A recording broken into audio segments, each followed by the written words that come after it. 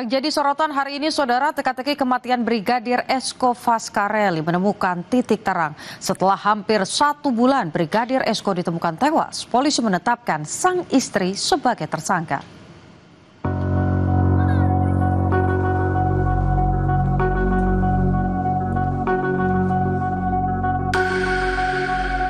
Kasus kematian Brigadir Esko Faskareli, anggota Intel Polres Lombok Barat yang ditemukan tewas di kebun kosong tak jauh dari rumahnya pada 24 Agustus 2025 lalu, menemukan titik terang.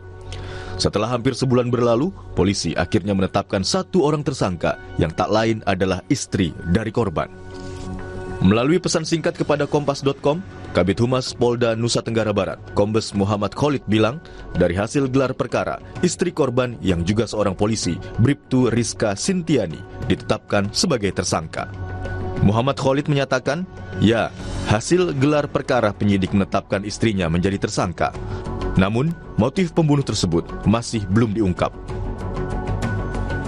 Sebelumnya, keluarga Brigadir Esko mendatangi Mapolres Lombok Barat bersama kuasa hukumnya, lalu Anton Haryawan, untuk meminta kejelasan kasus kematian Esko. Karena dengan pekerjaan maksimal, Pak Kapolres sangat antusias dengan kasus ini. Jadi beliau menyarankan, ya kita menunggu, sabar menunggu dan berdoa agar proses ini lancar dan cepat selesai. Ada titik terang ya Pak ya? Ya. Sebelumnya, Brigadir Esko Faskareli dilaporkan hilang kontak pada 13 Agustus 2025. Keluarga lantas mencari ke beberapa tempat.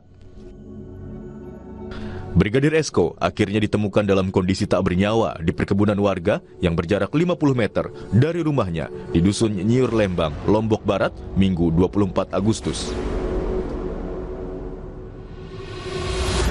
Jasad korban langsung dibawa ke Rumah Sakit Bayangkara. Hasil otopsi mengungkap ada tanda kekerasan akibat benda tumpul di leher korban. Tim Liputan, Kompas TV.